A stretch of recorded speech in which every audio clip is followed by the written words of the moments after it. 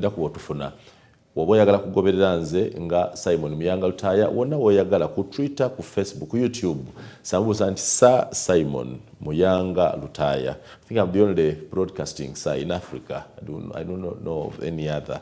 You'll be just following the conversation. But thank you for being here. I want to welcome Col Deo Akiiki. Good morning. Good morning, Simon.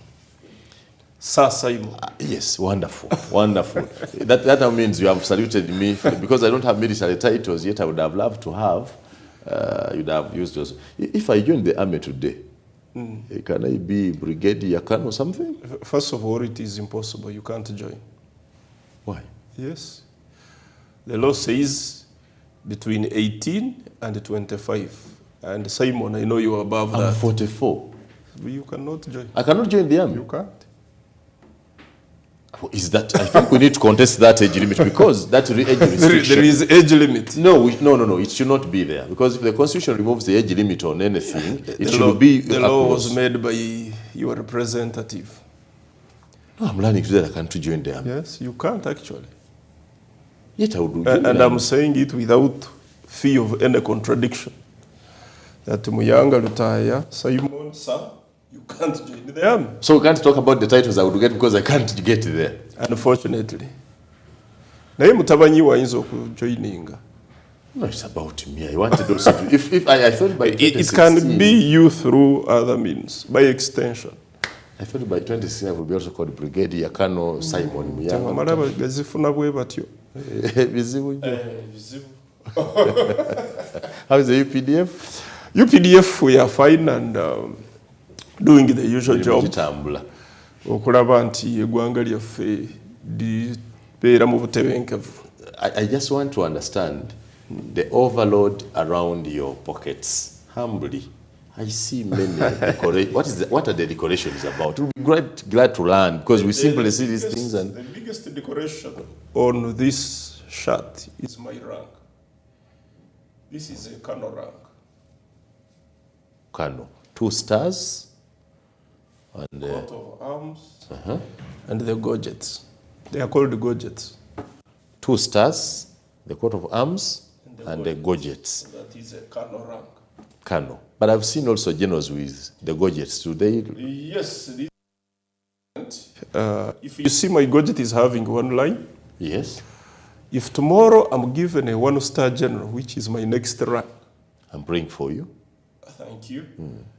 This line will be here with kind of chiringa chimuli, line yachi ringa chimuli. Oh. Naye kubeera ka branch kamu. Okay. Kama chinga ne style okulaga nti eno gorget ya 1-star general. Okay. Oh, you mean if one ne wabeera sword. Eri ebeera mu sword ne kabeera nga cross era ko sword ne rocket. So after this, you lose in promotion. I will lose this. You lose one of the stars. I will lose one of the stars. I will have one, but I will have the sword and the rocket, the cross. Okay. Then I will have a branch here. So rank aye kikulu ennyo ekisingayo obunene ku uniform eno. Naye kati wano wabeerawo medals ne wabeerawo n'ebitabo by'osomye mu magye. Take me through them because I see there are very many. You know, sometimes I used to think that I was seeing a decoration like somebody wants to get out of their house. My grandfather fought in the Second World War. So we don't have all those things carried. He loves them so much. He says, "Watch quarter code. No, don't play around with my things." And I'm like, what are these metals people carry heavy? Kakati waliwo kino kyolaba kino nakisomerewa mu Busoga. Wali Ekimaka. Senior Staff College. Senior Staff and Command College. Staff and Command. Yes. You know what National Defense University or one of National Defense College. Okay. Era mukama wange oli ya gwe nali naye nga afande college tanajja. Afande Flavia. Yes. Yeyo naye Anonye eno. Anonye eyo. Okay. National Defense College. No nagisomera Germany. Nagisomera US, no nagisomera Germany. European Center for Strategic Studies, so it is Strategic Security Studies. Okay. eno nayo nengisomera America bagita sisa College of International Security Studies. Then Kati bino ebitiibwa nembiweebwa eggwanga lya Uganda ne Somalia. Wano kitegeeza nalwanirako Somalia eno line gyolaba gwandi badde mudaali guno omuwanvu. yes, Naye tugufuulamu tugukola nga bw'ogamba muyanga lutaaya n'ogamba ML. Kati eno saidi eno ebeera ya AMISOM nti nalwanirako mu AMISOM. Eno saidi eno omudaali bagumpa Independence Medal wanekololo ow'ekitiibwa president ye yagumpa. so for you mulinga nti bwe musoma like I'd have a diploma and then a bachelor's and then a master's and a PhD, you carry all of them. We carry all our books. Great. Thank you. I needed to learn that because these are new things. Thank you very much for explaining. Now, coming back to your duty. You did say there's something called senior staff and command college. Yes. Help me understand. What is senior staff and command? Yes. Kati staff kitegeeza nfuuse senior mu kukola emirimu gy'ofiisi egy'amagye. You were senior staff. Senior staff. Yes. Nenziramu nenkuguka mu kukomandinga amagye. Bwe wabaawo olutalo nsobola okukomandinga ejje nenditwala ku lutalo ne liwangula. Kati eyo command. So senior staff and command. Yes. Osoma byombi atiseko you can go and do okukola emirimu gy'ofiisi y'amagye ate n'oddamu n'okulembera bannamagye obanga ng'omukulembeze w'amagye oyina amagye wansiigo osobola okugaweereza ebiragiro osobola okugagamba kati kola kino n'ogatuusa ku buwanguzi. So you started the two at the same time? Yes. Yeah. I remember abadde basoma obusomesa of recent before I went to do education baali basomanga obusomesa alone. And then when you wanted to be a head teacher, you'd go and do an additional diploma in public administration. Very good. Now, the degree was compressed at Makerere to say you do Bachelor of Education, of Arts in Education and Management. So that when you come out, you can be a teacher or a head teacher without going back for training. That's what you go through. Yes, sir. Kare, are you at peace, Mr. Deo Akiiki? I am at peace. Sure. And indeed, the country is at peace. Sure. With this kind of fear, people attacking, I was talking to somebody the other day. How does somebody dare to attack an armed officer? That person must equally be from senior command college. Because how would I know tactics of attacking you like sometimes, yes, oyinza okuba oli mutuufu. Naye senior command and staff college kubanga I simply wanted to communicate the attackers could have received similar training with those they attack. They may be, they may not. They may be, they may not. Among for example, the person who attacked our small gate, our small entrance, small gate, kubanga dalaba sensational reporting. There was sensational reporting on this matter, like in Jinja, Gaddafi barracks. Yes. You can't say Gaddafi barracks was attacked. No. A small gate of a barracks is actually a protruding extension that is left outside the main entrance. It is put in a specific area to enable, if anybody has been caught outside at the time the bigger gate can't be accessed, is able to be checked, and he accesses the gate through the small gate. That's why we call it the small gate. It is like Makerere University, where we have the main gate, and then Eastern, and then there is those small gates to the university. So it is the same with those small gates. And the two, the persons who were involved, these details may not have been given to the public. Now I'm giving them to you. Is this person has ever deserted the army. So that's why I'm saying you could be right or wrong. But that does not make him a very special person. Oyagala kukakanya bulumbaganyi, fetuyita bulumbaganyi. Yes, sir. But was anti bwali omuntu yayagala kulumba barracks y'ejjinja ya Gaddafi. Teyayagala kulumba barracks. ono yasiiwuuka empisa n'atoloka mu magye. Bwe yatoloka mu magye n'agezaako kukola kyonna okubaawo ng'omuntu nga sente taziraba. N'afuuka omubbi. Kati omububbi bwe yafuukamu n'ayagala akozesa emmundu. Kati n'amanya nti jinja eno ngimanyi ku small gate awo wayinza okuba waliwo abasirikali omu babiri nsobola okulaba nga bwe nkola ki bwe mbalumba ne mbajjako emmundu nzikozesa okubba. Yes. So kirungi ennyo. Same suspect robbed someone near the home of Honorable Gumengo Fred, the municipal cooperatives. And at that time you told us, somebody said you had put the man out of action. How did the man put out of action come back to torment us? No.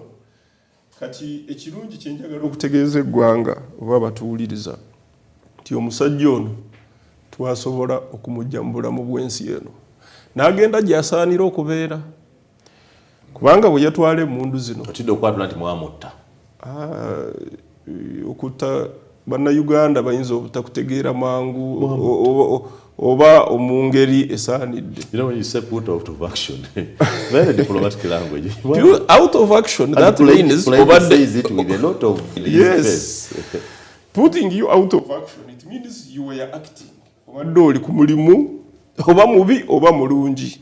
Naye bwe gubeera mubi, gwe omulimu ogwo tugukujjako. We put you out of it. Yes. Put out of action. Okay, so you want to tell me? So, musajja oyo, he was put out of action. Yes, Gaddafi was put out of action after a fight. Oh, sure. He tried to fight back.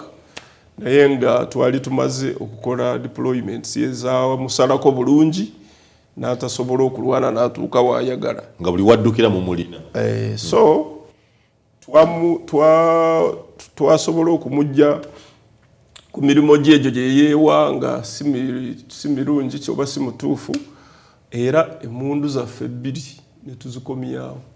Ze yali atutte. So njagala buulira bannayuganda nti ab'ejjinja emmundu ezo ze babba wali e Gaddafi twazikomyawo era tezigenda obubatuusaako bulabe. We got those guns back.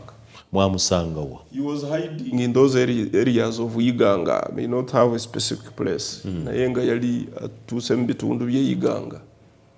Era abantu be Iganga muli safe ezo emmundu twasobola okuzijja mu mulabo ono. Okay. So you want to tell me it was a simple act of criminality, not an attack on a military institution. You don't categorize it as an attack? Not at all. It is a real criminal activity that anybody can follow through and get to the conclusion. Or if this guy was not put out of action, he would be in court martial. Would we call it criminal trespass? Well, I'm not a lawyer, but if that is what it means, that's it. Okay. Deo, yamba bannayuganda okutegeera. Muyanga bw'ajja n'alumba okay. N'ayagala okukola ebyo bye yakola. N'owulira nti n'ekyanja waliwo abadde alumbye poliisi. N'owulira nti n'akaseka waliwo abadde alumbye poliisi. N'andowooza nti bwe mufuna omuntu ng'oyo mwetaaga kumukuuma abayamba okufuna information ku bigenda mu maaso. Bwe mumuteeka out of action, two things. One, you're preventing further occurrence by this group, but you could also be hiding some information. Why not have this man arrested and have all the information from him? Now, depending on how dangerous the person is, you're much safer to kill this person if he's going to kill a group of you. So if somebody fights back, you have no alternative. You're not going to begin hiding here and there. Remember, he's armed with two guns and their pouches. A full pouch is having about 120 rounds of ammunition. So if he's having two, he's having 240 rounds of ammunition. Round of ammunition, olitegeza amasasi g'abana. Yes, amasasi g'abeera. Buli mundu asobola okuyita abantu 10. Bw'aba ina target nungi asobola okuta si 12 bokka. Kubanga bw'abeera ne 12 wabeerawo 30 agali mu mundu. Kitegeeza asobola okutta abantu 15. So omuntu ng'ali bw'obulabe bw'ati asobola bwaba ina target ze nungi asobola okutta abantu 3 mu Jinja tawo. So now kati oyo toyinza omuleka n'olinda mpaka akole kyakola. Olina okukola ki okulaba nti omujja mu bulamu bw'ensi ne tulyoka tutandikira awo. Kubanga kati investigations zaakuguka oyinza okuba mufuna ye ne tusobola okukujjako information nga tukozesa DNA eziraga nti obadde ne Muyanga Lutaaya. Kati ne tugenda ne tunoonya Muyanga Lutaaya naye n'akola ki n'atubuulira biki ebiddawo. So yadde you mean the UPDF has advanced in technology to that extent? Oh yes. Really? I can assure you. Really? Not only UPDF but all security agencies in this country, it has enough IT capability, technology. Okulaba nti tusobola okugoberera yadde omuntu afudde yadde essimu yo bweti tusobola okugoberera ne tumanya nti Muyanga Lutaaya wabadde wano. Nejje otambulidde ate bwezijja mu n'olusuulwo paka tujja mu GPS ne location ne bula location ne bigo batugamba ne bwogijjamu tujja kufuna. Olowooza abatujju tubafuna batya tutya batujju balina technology ali waggulu nnyo naye tusobola obubafuna. Okay. So it was wise and justifiable to put this man out of action. Yes. Especially alone if he's fighting back. Because it could have been a group. Ekyo nja kirekera investigations kubanga zikyagenda mu maaso. Kubanga ono omusajja afudde tewannayitawo nnaku nnyingi. So report ezo nga bwe muwulidde endala zijja kuweebwayo ku parliament nga ziraga ebikolwa byonna bino byemubadde muwulira. Naye nga njagala okuwa Abannayuganda to give them confidence that the country is at peace. Where we started from. Yes. Maybe, I have already told you. Maybe we said that in a different language. No. It is at peace. If it was in Jinja alone. But what is the opposite of peace? Insecurity. Insecurity or war. No, war. The opposite. If there is no peace, then there is war. Right? Let's put it in a very simple. But let us examine the word widespread. That 2 killed in Nakaseke. Now, criminality one attacked in Nakulabye. Criminality Another can attacked in Gaddafi. Yes. One attacked in Chanja. They still don't qualify into war. They don't. We are not at war. What are you calling them? Mayor attacks? Subversion. Tushogere mu Luganda tutegeeza ki woni subversion bogamba. Nja kunyamba kawo subversion. Kinzo okutegeeza ki. Bubanga buyeekera. Si buyeekera. Omuntu ayagala okumenya okulwanyisa government mu ngeri emenya amateeka. Subversion, underground acts of resistance or rebellion. Would I be right? Subversion. You would have looked for better words. Anyway, bw'oba okola ekintu ng'ogezaako okuzimba ennyumba yo. Omuntu najja n'ayita wansi najjayo amatafaali agagikutte ekole ki? Eggwe wansi. That is subversion. That's it. So bikola byakyama nga bagezaako okulaba balemesa gavumenti biki byekola bweba eggwanga nga bwe libadde litambula likulaakulanya waliwo abataagaliza the country is peaceful. Uganda is at peace. We have one of the best armies. Kakati bano subversion eno yadde wakyaliwo okunoonyereza kungi. Buli omu akimanyi nti Uganda foundation yaffe security. Ebirala byonna bijjanga security mulungi. When we have good security, the rest come after that. So there are those who may not be happy with the security we have. And they want to show that actually we can keep Uganda insecure, which they will not do. Which they will not do. As I talk to you now, for me, when you are talking of these very many incidents, which you are calling attacks, incidents, I know of about 2 incidents. The rest, they are already at bay. I have already explained for you the Jinja one is off. I can explain more and more, but I don't want to give you too much that will jeopardize other investigations. So, there are 2 points to take home in Jinja. One, omuntu ono takaaliwo mwamutolawo. Ekyokubiri, emundu de yali yatwaire okukozesa mwadiza. Jinja is now settled. Do we go to Nakaseke now?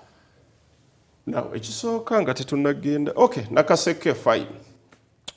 Kubanga eyo yali patrol ya police nga mulimu eri mixed, eri joint patrol nga mulimu n'abasirikale baffe. Ne wabaawo abalabe babiri nga balina emundu emu. Ne bajja ne bakuba ne balumba kubanga eyo yali ataako nawa patrol. Si ataako no Nakaseke, ataako no patrol. Patrol be basirikale nga batambula balawuna. Nga mulimu wa UPDF, mulimu n'aba police. Aba UPDF ne police nga eri joint. So ne bakuba omusirikale waffe omu wa UPDF n'afa. May his soul rest in peace. But on reaction, because now all our troops, all the police, the UPDF, buli omu kati yali alert. Era njagala okuweereza abo abagezaako okunoonya emmundu okuva ku basirikale baffe, okuva ku bayookwerinda. Mugende nga mumanyi temuddayo. Eyo ye principle kati. You have issued what? Shoot and kill? Bw'ojja n'emmundu okutulumba, tewali byakunoonya kukwata. You will be killed. That is it. Full stop. Era kye kyabaawo ku Nakaseke. Just look into this camera. Did you see? Linga mu kamera eyo. You're saying abagala okunoonya emmundu. Yes. Okulumba abantu mu kubajjako emmundu. Sound that warning again mu Luganda. Bw'oba omanyi ogenda kunoonya emmundu, oba kujjako emmundu, omusirikale wa UPDF oba omupoliisi, jangu omanyi nti naawe togenda kuddayo. Teri agenda kunoonya mmundu, addeyo n'emmundu, ajja sigala awo. Era ekyo kyo kyamala. Era Nakaseke kyalabise bulungi. Bw'olaba nti ogenze nga ovuddewo, manya nti ne gy'ogenze tujja kunoonya. Bw'oba oyina emmundu, bw'oba onoonya mmundu, ky'onoonya obulamu bw'ensi eno ng'oba obukooye. Nakaseke eyajja oginoonya yasigalawo. Babiri basigala wali we bajja okuzinoonya. Ngati emmundu tebazifuna. Emmundu tebazifuna. Nabo tebeefuna. Nabo tebeefuna. N'eyaabwe gye baali bazze nayo naye ne tugijjayo. That's a good link. So bwe mufuna eye baga nti emmundu zonna mu Uganda ziriko amannya nga musobola okutegera gye ziva. Emmundu zino ze mubasanga nazo ziraga nti ziva mu mmwe munda oba ebyo byojjo nga ntoyagala byogerako? No, nsobola obyogerako. Ekisooka mukulu Lutaaya, eggwanga lino tulina okumanya nti liiseemu ebintu bingi ebikwatagana n'emmundu. We have been fighting insurgencies, 29 insurgencies, since 1986. So out of the 29 insurgencies, there has been guns somehow in different hands. So much as we have marked our guns, they are still unmarked guns. I can assure you of that. It is a process. It is a process. Zino ze bafunye ziri mu category ki? You find them marked or unmarked? Nyinza obutakuweereza report eyo kubanga siri part of the investigation, ate twagala ebyo biveeyo mu abo bwe tubeera tututte mu kooti kubanga mulimu abakwatibwa. Ebyo byonna bijja kuvaayo. Saagala ate mpeeyo information ennyingi ate nga ejja kwetaagisa okulaba nti Nakaseke incident is really interesting. Yes. First ogambye mwali mutaddewo joint patrol, police and the army. What necessitated the joint patrol? Was it routine patrol or there was some special case you had? Routine patrol. You know, our job as UPDF is not really to do civil security. Civil security is for the police as a leading agency. However, because of the manpower of the police, which up to now still lacks some manpower, they cannot police a bigger place. And also the change of the dynamics of security. The leadership saw it right, and rightly so, to work jointly in some places. Where we have less manpower, we join with the UPDF. Of course, this is as a result of the peacefulness of this country, that we can have even some members of the UPDF contributing to civil security. It is actually a cause to worry. It's not a cause to worry because it is provided for in the law that if we are called upon, we can help police. Article 208. Article 208, 209, if you read those two articles, yes, it is where it tells you that if we are called upon. If you are called upon. Now look, examine the justification of you being called upon. Why would the police call upon you? It points at the insufficiency of their capacity to handle. Baganti, genda muyanga genda olwanenedde woyo. Bw'olaba akulemeredde tutegeeze tukwongera n'akuyamba ku kitegeeza nti bamanyi nti siseesobola bulungi. Si kwesobola. Okwesobola okwo kuyinamu emitendera. Tekitegeeza nti omupoliisi tasobola kukuba nga omuntu amwataake. Yeesobola. No. Tesobola bulungi kukola. Njagala okinnyonnyole bulungi. Poliisi ya Uganda esobola naye eyinza obutasobola mu manpower abantu beerina. Terina basirikale bajimala. Oyinza okusanga abasirikale beerina kubanga buli musirikale omu ali supposed okukuuma abantu n'ebyabwe abenkanaki. Uganda yes. The police-citizen ratio. Exactly. So the police-citizen ratio of Uganda has not yet reached that level where it is supposed to be. What's the international standard? I wouldn't want to go into the details of the police because I don't work for police. I don't want to give you facts that are. I was talking about international standard. But police omuyandikumi abantu bameka mu international wasomera Bulaya mu Europe. What is their standard? Well, I didn't get the facts right. But I want to, one thing for sure that I know is at our level, at our country as a developing country, it is very difficult. Actually, across many African countries, very few countries that come close to the ratio between the number, the police is supposed to police, the area is supposed to police, the people is supposed to protect. We have not yet reached there. I may not have the figures. Good. But this is where the law came in and said that we can actually come in when called upon to help civil police. So you want to tell us that in Nakaseke, the leaders there, the security leaders there, called upon the police, called upon the UPDF to reinforce the police. Exactly.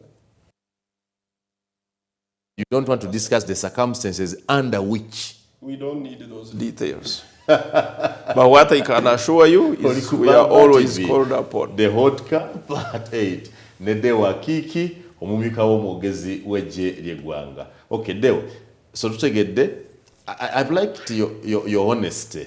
First of all, that Jinja was a major case of criminality, but Nakaseke was a deliberate attack on you. It still ends up in criminality. I only told you that it is a case under investigation. What were the motives of these people? Okay? Which you cannot get. The motive of these people. You put out of action. The people will give you the motives. I will tell you, we have leads to get the motives of these people, which you would at some point have to know. Let's have a short break. But at the moment, we call it criminality. We'll be right back on Col Deo Akiiki.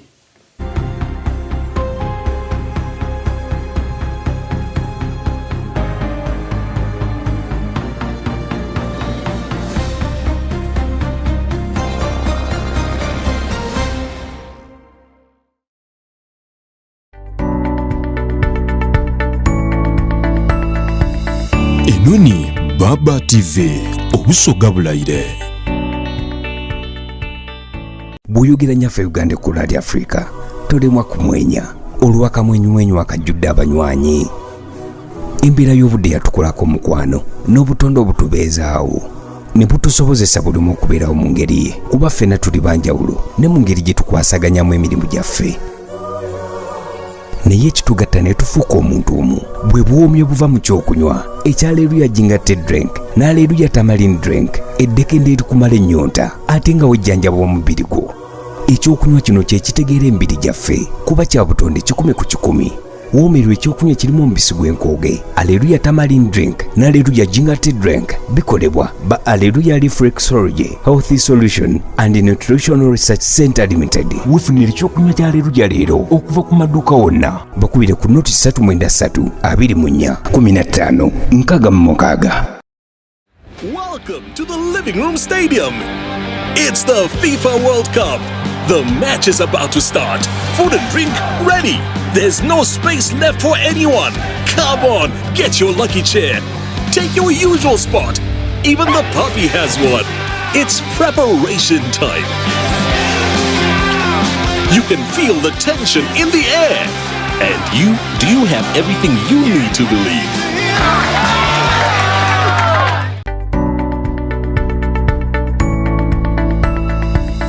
Enoni Baba TV obusoga bulayire.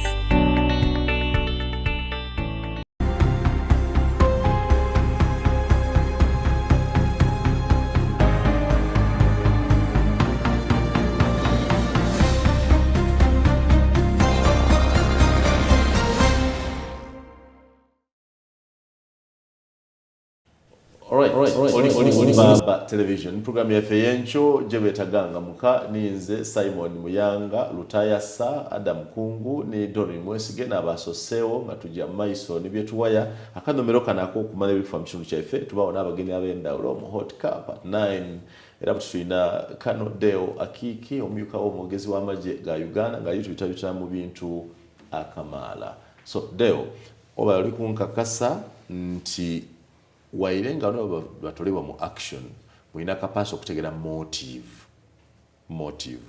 mwina mtuse kuwinza otegeza ko motive neno oba ndoza tuba tugenze ate mubanoonyereza nga tebanawaayo report yaabwe era nakiwuliddeko nti omu ku mukulu akulembera ebya security ajja kuvaayo aweereza report ku parliament y'eggwanga. Ndowooza katulindo omukulu oyo ajja kunyonyola bulungi ensonga zino. But somehow you did mention about it could be acts of some people trying to do subversion. Yes, because subversion and criminality ekyo kyo kyangu nnyo okulaba buli omu okukiraba. Nkuwadde example kya oli omubbi. Kati subversion yeetaaga explanation. Era bwengenda mu details ojja kufuna ate nja kubanyingirira mu report ziri zetugenda okufuna ku parliament y'eggwanga. So sandyagadde nnyo okugenda ku motives kubanga ebyo nabijja kuvaayo mu report gye banawaayo. Nakugambye nti nze now me to attack you given your training your something for me to know how to attack you nteko kubanga ntendekeddwa bulungi. Kati ekiraga nti munda mu majje mulina mu obunyiifu bwetulabira mu bantu. Nedda. Muli basanyufu munda eyo. Tuli basanyufu nnyo. Eyo ejinjo yali disaster. Oyo yali disaster. Why did he do that? Kakati desertion buli majje gonna ne America newa desertion zibaayo. Naye kwegamba waliwo empisa weetuuka ng'empisa gye tukwagaza nga gwe kulemye okugituukiriza. Kati ffe kankuwe discipline training levels z'amagye. Oyinza okuva waka Muyanga Lutaya nga baakukuza nga bwe bagambe ennaku zino nze maama yankuza ebintu bwe biti. Kati ng'ova ewaka ewammwe baakukuza oyina empisa n'oyingira amagye kitwanguyira nnyo. Naye mulimu Muyanga Lutaya tebaamukuza yeekuza n'ayitira ewa LC n'afuna ebbaluwa ewa DISO n'agifuna n'asobola okuyingira amagye. Tulina kye tuyita mechanical discipline. Tujja kugezaako nnyo okulaba nti ffe empisa zaffe ng'amagye zetuteekamu ennyo ekitiibwa tuzikuteekamu oba oyagala oba toyagala. Mechanically. Okay, I know. Mechanical discipline. Empisa zote kwa okuyigirizibwa oba oyagala oba toyagala. Kati mechanical discipline eyo ina weetuuka n'etabaawo n'ekoma. Mulimu oli mechanical discipline ogimuteekamu ate najja n'akola ki? Mechanical discipline bagikuteekamu so that yosobole ate okuddayo obe rehabilitated yobe ne discipline gye twagala mu UPDF. kati oli ayinza okugifuna naye still n'agifunako ekitundu. True. Kikireetereza empisa ne zisiyuuka. Ekyokubiri, UPDF tetubajja eyo waggulu gye bayita maazi. Bannammwe baganda bo, baganda baffe bava muffe. True. Nze nange saavaayo ne nsanga wano mu UPDF, waliwo gye nava eri ekyenjojo in Toro. So bw'oba oveeyo oli eyakukuza okuva nga okyali mwana muto mpaka ku myaka 18 25 gye tukutwalirako oba oyina kyoyize kingi. So for us who take you on for 1 year and then your years of service, it may not change a huge part. It will change you to become a fighter. Naye ng'empisa bw'oba wajja n'empisa nsiyuufu waliwo wezijjo either tujja zimalawo ziri ensiyuufu oba zijja kusigalawo kyova owulira court martial bamututte mu court martial akoze kino akoze kiri. Naye nga a bigger part of over 50 plus of the UPDF strong, a bigger percentage, they are very, very well polished officers and men. And this we have bwino, gye tuyita bwino, gye tulwanidde, gye tukoledde, buli omu namu wano mu Uganda majority other than a few. Waliwo omuntu ayagala ekintu akiraba bwe kiti akulaba muyanga ayambadde etaayi ya blue, naye naga amuyanga tayambadde etaayi, abo tebabulamu. Naye nga majority of the people of Uganda across the world bakimanyi nti bwe kijja ku discipline, UPDF is one of the few countries, few armies that has disciplined soldiers. Lwaki temusobola kudetectinga bintu bino ne mubirwanyisa nga bimaze kutuuka, that you are not able to detect and prevent? We do. That's why those who deviate, those deviants, are taken through the courts of law. Then too, that's why we train. Our training curriculum has been changing over time. Kati waliwo ebintu bye training masomero gaffe Kabamba Kaweweeta wawa ffe tetuwabifuna, twabisoma busomi nga tumaze ate okuyingira amagye. For example, okimanyi kati nze ne mukama wange tubeera tutambula masomero gaffe nga tusomesa abasirikale n'aba officers the relationship between media and the military. Engeri gye tuli supposed okukola nabo aba amawulire. Ekyo ffe tebakitusomesa. Okay? Omanyi kati tuyina a whole module ya human rights. Nga tuyina na director of human rights. Kiti human rights director. Bw'oba wali owuliddeko musajja gwe bayita Col Deo Akiiki, a lawyer, a polished human rights officer. Ayina curriculum gye tuyigiriza abasirikale baffe about human rights, eddembe ly'obuntu. Mubasomesa ebyamawulire nga temumpita mubasomesa mubasomesa biruwadde. Wakati gwe you are militarized. Naye maze emyaka journalism is reduced really. Ekyokwewunyisa sigendangako mu kilasi ya media. Naye munnaye experience is the best teacher. Era I have been called to give several lectures of opportunity to the people.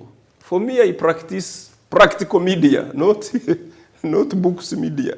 I have done just workshops and a few trainings on practical media, how the media should deal with the military and how the military should deal with the media. What I call symbiotic relationship. So you don't need to go to Umukat to study symbiotic relationship. Mbuza kyesimanyi nkikubuulire. Omanyi lwaki oteeka okuyiga? One of them is mu media eriwa tukyetera diction, appropriate language for situations. How do you kill someone and then you start decorating the word to put out of action? And that is part of diction. I don't think, I know there is what they call sensational reporting. And sensational reporting should be discouraged even in the media, although, because of the commercial part of it, yes. Col Deo Akiiki, omumyuka w'omwogezi w'amagye g'eggwanga. Kale katunulira ate ku zino cases endala buno enaakulabye ekyanja baga nti that was attack on Nakule was foiled, prevented.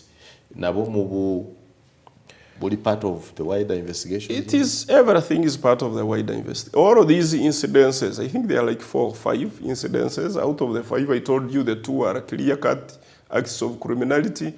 So we might be investigating like 3 or 2. But because of our poor reporting mechanisms, everybody's attack. It's not attack. If somebody is looking for a gun and using all types of methods to get a gun to go and rob, that is not an attack. It is looking for a way of committing crimes, and some of them have been reduced to that fast. So the investigations are around 2 or 3 incidents, which I shouldn't say widespread. I want to rule out that word of widespread. Now tell me the thing called the military police. Military police. Is it under your command or under police command? Military police is the military police. Is the policing. That means it is an arm of the UPDF that enforces discipline in the UPDF. So it polices us. Is it policing? There is also policing in the military. So we have a group of soldiers who are specially trained in high-level discipline of the military to make sure that any acts of indiscipline within the military institution is handled by them. However, they remain in the military. So because of their discipline, because of that background, that's why you see when there are situations where police, especially in the KMP, Kampala Metropolitan, where police has a gap, military police comes, because it has also a little link of some sort of training that somehow resembles the police, because they have to study some little bit of how to deal with the law. They have to study on the code of conduct. From me, I could have forgotten a few things, but for them, they are not supposed to forget, so that they are able to see that Col Deo is going behaving outside, in a manner, behaving in a manner that's exactly to the military difference. That's why we call them military police. So what makes them the most cruel of our forces? What do Fanya you mean? fujo one. What do you mean? It's because Fanya fujo, they're tough. Why? The language Why is... nini unafanya fujo? First of all, why do you make fujo? Because fujo is not a normal way of behaving. So why would you make fujo? Why? Because this soldier was trained to make sure nobody behaves in a way that is not how somebody is supposed to behave. That's why some prefer to call them fanya fujo. My understanding is if they are supposed to enforce discipline within the forces, why would I find them at Kiseka Market when there is a riot?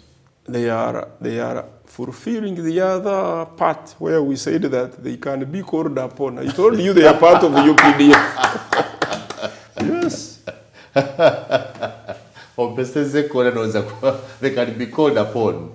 Okay, that is now understandable. Okay, before, just 4 or 5 months ago, we have been safe. These are new incidents. What could have changed between the last 4 months and now that we are getting these noted? You see, Simon, when you find a dog sleeping and you pass by, you are attracting it. It sleeps with, we usually say one eye open, but for it, it just closes the eyes. And when you pass, then it will immediately see its eyes. So I'm not meaning that we were sleeping. The entire security architecture was giving enough security to this country. That's why nobody can come from outside and come to attack us. However, acts of criminality can pop up anytime. But when they pop up and the way they pop up puts our areas more up, awaken us more. So when these activities started, definitely, we were able to increase on the level, yes, the level of security from level 1, 2, 3, up to a certain level when we think we can be able to suppress these criminal activities and Will you subversive suppress them? activities.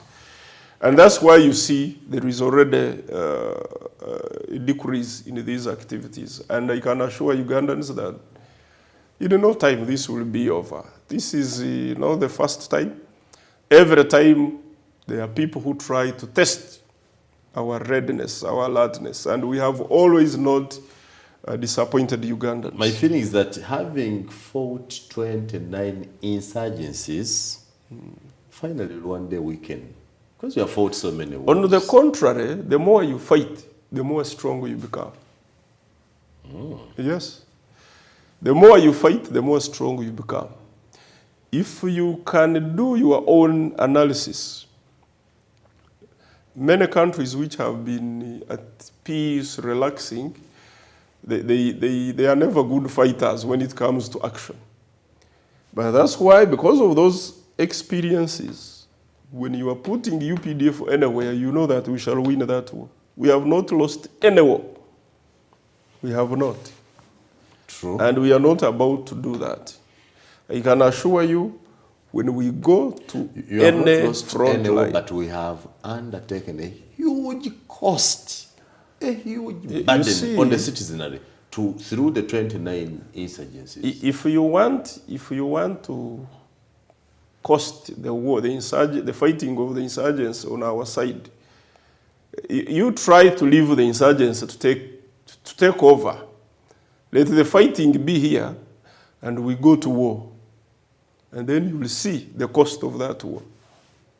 You will see the cost of the war. We are much safer to fight outside. It's like your sitting room. You know, when you are talking of a huge cost, I don't think the Lakwenas, but real costs would come when we are fighting outside this country. And when we are fighting outside this country, it is like everywhere you waliwa tulumba.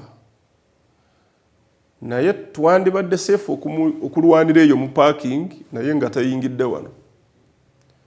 If you fight, you have a problem with me outside your home, in the streets. Don't allow me to come and we fight from your sitting room, everything will get spoiled. But the day we sit back and say, let's Wait for them here. wait for them here, the costs can be imaginable, and this country can go down completely. Tugambe nti waliwo engeri yonna eyokanga maybe ebyobufuzi biyingira mu criminality eno nti somehow bikwatagana oba tugambe opposition oba abatabaagala oba nga byabufuzi in any way. You are taking me into murky waters. I usually want to avoid linking politics to security.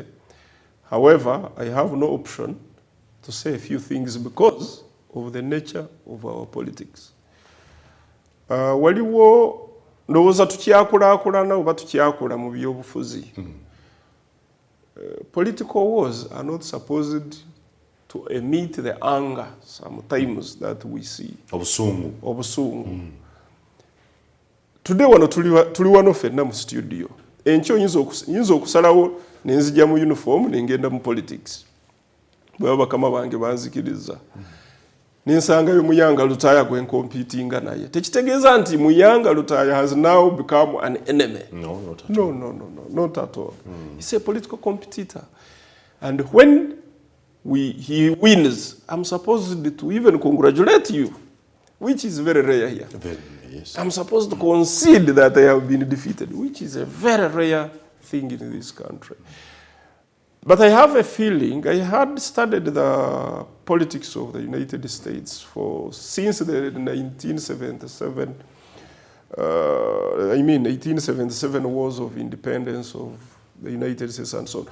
If you study their journey, for them it is now about 400 years since they became stable, independent, and so on. For us, we are just a few years. We are just crawling. But most of the things we are passing through, they have passed through.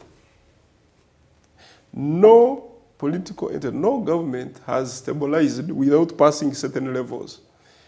Because even us, where we are now, we were not there in the 80s, the 70s of Amini. Twali bubi. Naye tulina we tutuuse. So n'olwekyo saagala ate kublaminga politicians lwakuba bateekamu nnyo omuliro. Omanyi ndowooza lwaki nandiyagala okuloza mu politics nti abantu bonna ababawa akalulu abawa mwami Museveni akalulu ensonga yaabwe enkulu ebadde omusajja yaleeta emirembe twebaka ku tulo yaleeta emirembe tusobola okukola bye tukola kati kasita omuggyako kye yaleeta ngaga nti tebalina kye batugamba kuba n'emirembe tuyinzanga nti yaleeta emirembe nga batulumbye ennaakulabi yaleeta emirembe ng'ejjinja balumbi yaleeta emirembe ng'ennakaseke batukubye kitegeeza mu njogereriwo ennaku zino simanyi oba obeera mu tuga nti tolina Deo temulina kye mutugamba ebintu bitandise okukyuka kye tubagamba kinene nnyo kubanga bwe nzija wano ne nkubuulira nti kino kyakolebwa kino kye tukoze ate kye tukoze nga kiriyo nga kiri ku bwino lwaki sikubuulira nti olaba ono omusajja yasiyuuka empisa n'atoloka mu magye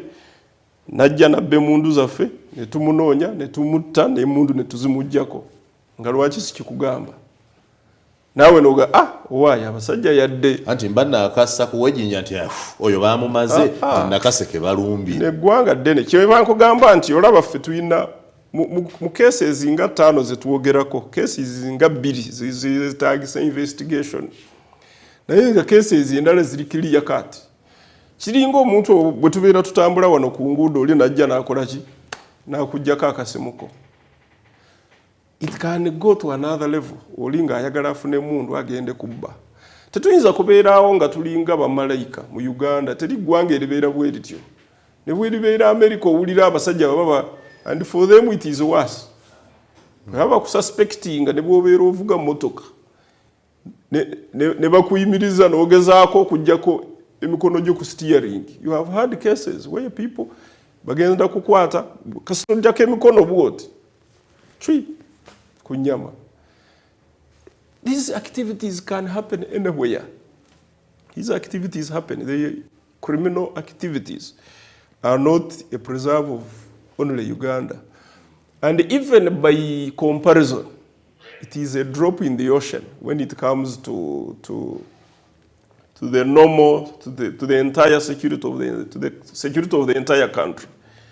So n'olwekyo nze ngamba bana Uganda nti teri kyetaagisa okupapa n'okugumuka. We are in charge of security of this country. Era zino activities zemuwulira zijja okutuuka nga zigwewo nga buli omu agamba bannaaye bano abaali baagala kutwala emundu bagenda wa. Like the statement, we are in charge, situation is under control. Yes. Unfortunately, the sustainability of those two statements becomes a challenge. Sustainability of the bigger security architecture of this country is what I'm talking about. But criminal acts keep coming up. It is human nature. There are people who want to stay the other side of the coin. There are people who want to stay this side of the coin. You see, when you study philosophy or you study political economy, which you should go to Chiankwanza and they give you a huge dose, and everybody should do this. They tell you that the world is a contradiction of the opposite, or human beings are a contradiction of opposites. Okay? Like, bw'oba okola ekintu ekirungi waliwo ekibi ekyagala okikola ki okukiwakanya. Bw'oba okola ekibi waliwo ekirungi ekyagala kiwakanya. So we live in this kind, it is human nature. So tetuyinza okugamba nti we can have a very peaceful country where even nobody raises a hand to slap a wife or to steal, or it is part of human nature. Let's have a short break.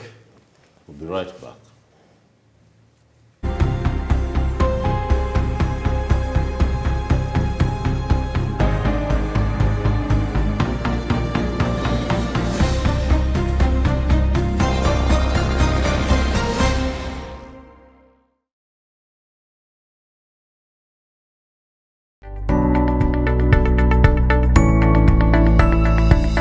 Enoni Baba TV obusoga bulayire.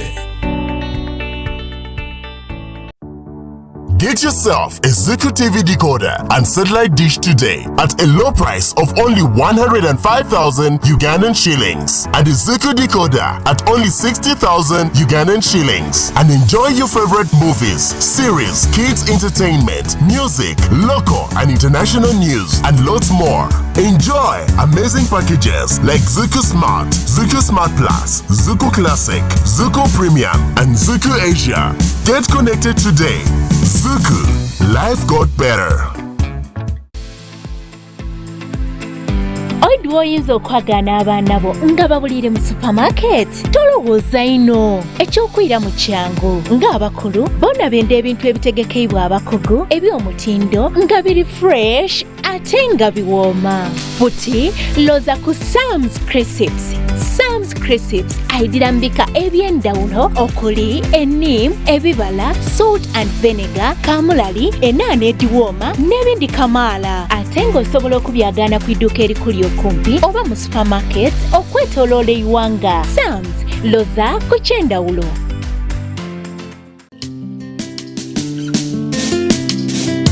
Feba Nachimera Skin Solutions tukola ebizigo, sabuni, shower gel, ebyabuli lususu, oyina embalabi, binamakula, ensundo, black spots, obugalo obwakola, enkovu, mugaba, ate ng'ensundo tuzikolako nga tetukulongoosezza. Waliwo abasajja basala ebirevu ne babutuka, eno moisturizing lotion ekuyambako.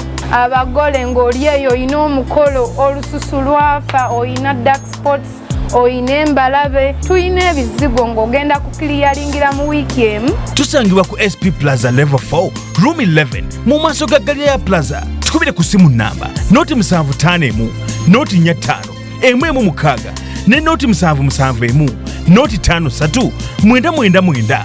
Nachimera Skin Solutions. No more skin issues. Olikunoonya osobola okuwummulira tojja wala kuva Bucks Hotel.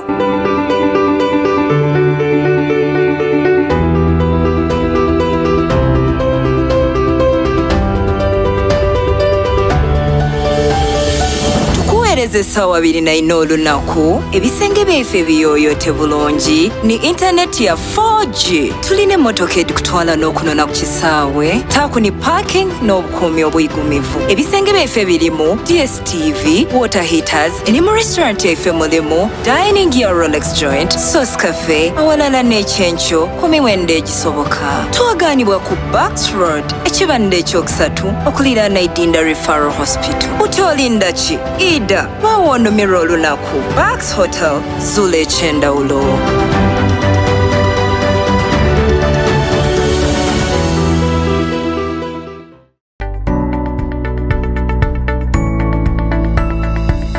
Enoni Baba TV obusoga bulayire.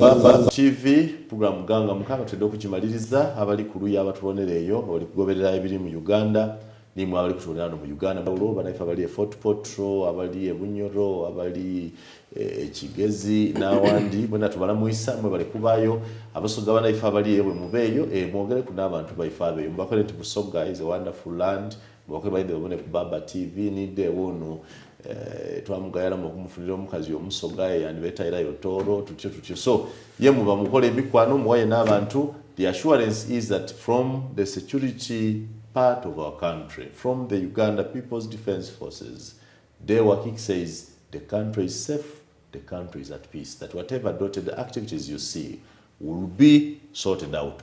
I am only quoting him. If they happen again, do not say I said. I am only quoting him, Deo. Let us now wind up to generally the general situation in our country, away from those dotted ones. The service of the UPDF, ebiseera bitubadde tulaba mwe president basinga okwesiga mu buli sector erabikange nafuye mugende mu construction muzimbe kino mugende mu technology mukole kino n'ebyo birala bwe bityo. eje muba mwabisomera wa kwatoloza ni musoma maji waga ate mugende muzimbe muba mwabisomera wa nga sinaba kuddamu ekibuuzo kyo njagala kyogambye ku Busoga nze ndi mukwano gwa Busoga nnyo kisooka nasomera Busoga part of my degree nali ku philosophy center Jinja emyaka egi oli mwemboli dhaife munda training z'amagye zonna nzikoledde Busoga tumanye ebyalo ne so n'ebirala ebiki byotumanyi so nina a lot of connection with Busoga a lot of connection and a lot of friends wale mufuna omukazi bale omalayo omanyi otya y'abasajja tomanya Busoga ninayo connection nyingi katukikomya kakati kyoyogeddeko ekyokubeera buli wamu ekisooka nze kankubuulire ejje ly'eggwanga oba amagye mu nsi yonna juzi bwe nali ndi Kimaka twatambula ne tugenda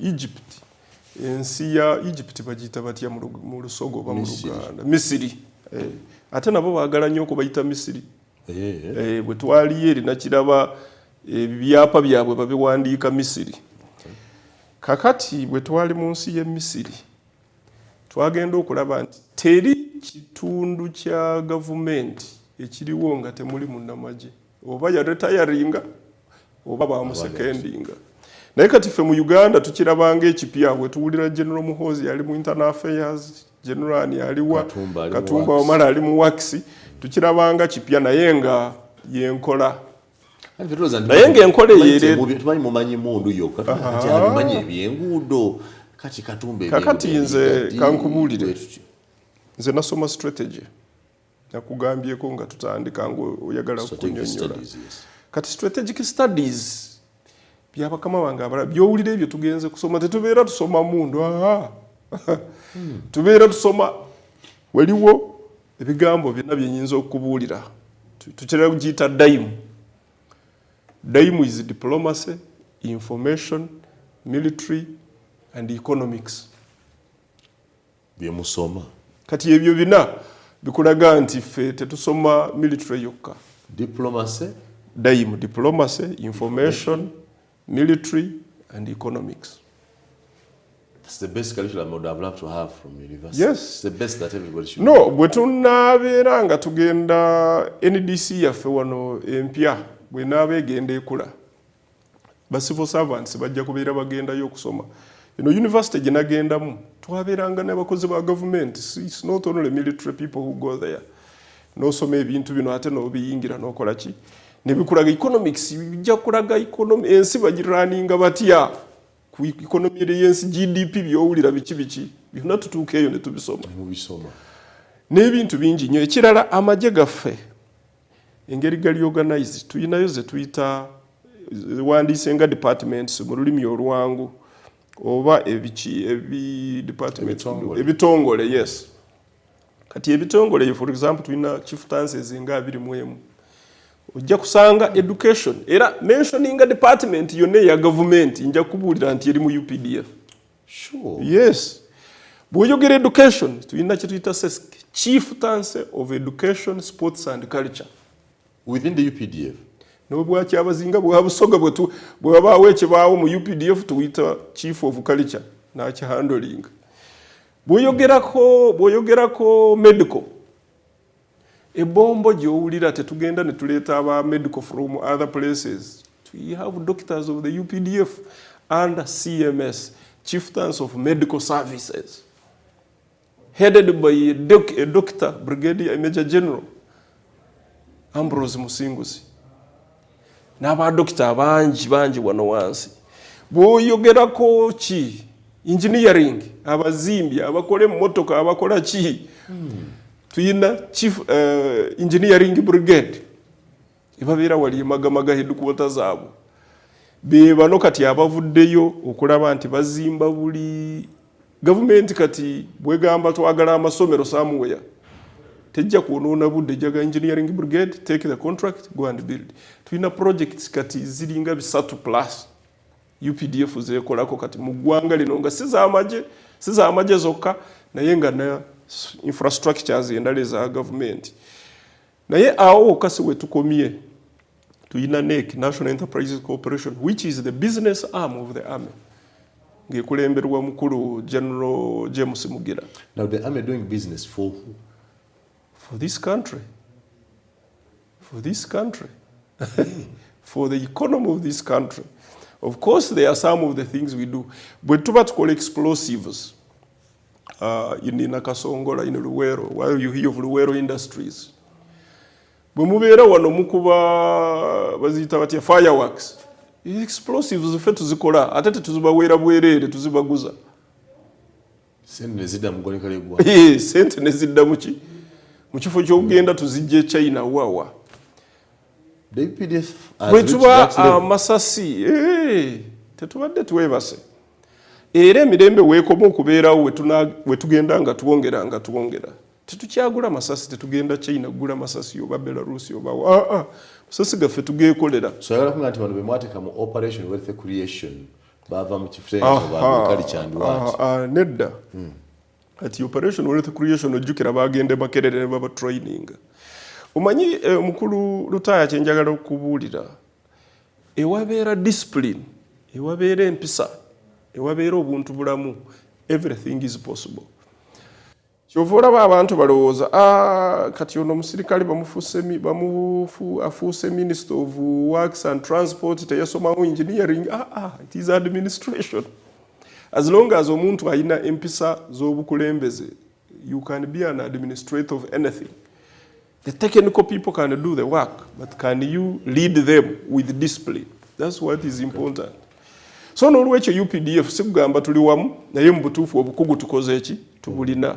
Era kyova olaba nti bwe tubeera turecruiting era ndowooza omwaka ogujja tugenda kuddamu kukola recruitment of professionals. Kyova owulira tuyingiza ba engineers, ba medics across board. It's because we want to build that capacity. Whereby ewabeera gap, there is something I wouldn't want to be misunderstood, but the institution of the army across the world is like a government in waiting. That's why when anything happens, you see someone say, it must be having all departments that are able to support government. So how do those departments relate with the mainstream government departments? For example, the chieftainess of education and sport and culture within the military. It relates. Does it in any way work with the Minister of Education, and at what point? At some point, yes, because for example, Twina army schools, you've heard of army schools. Nejinja no Zaweri, army boarding primary school. Across the secondary, Bombo Twina yo secondary school, army secondary school. Twina masomero manji, era twina na director of education who coordinates with the Minister of Education. Kubanga they do the same exams. We have teachers who are both military teachers, majority are military teachers, and we have some civilians in some cases, but the majority in most of our schools are teachers, but who were recruited purposely as teachers, joined the army, did the training, some even went on front lines, but they keep channeling them into these schools. And you cannot handle a school without coordinating with the Ministry of Education. There are other things, there are other areas of training which they undergo with the Ministry of Education. My two last questions for today. Nzenga muyanga. Sisola kutraininga kubeera munnamagye in the UPDF now. But somehow, I would have loved to get some training on the things you've talked about, say like time.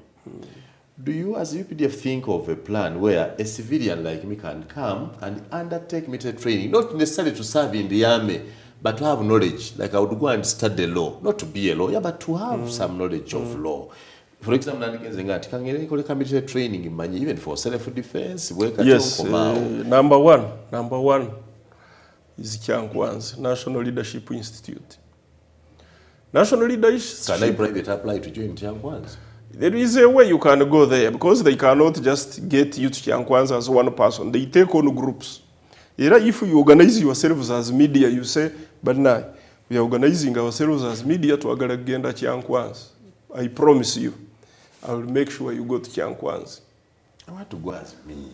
But as you no, it's because the arrangement of that institute at the moment cannot afford to call one individual by one, because the teaching takes it needs you are a group.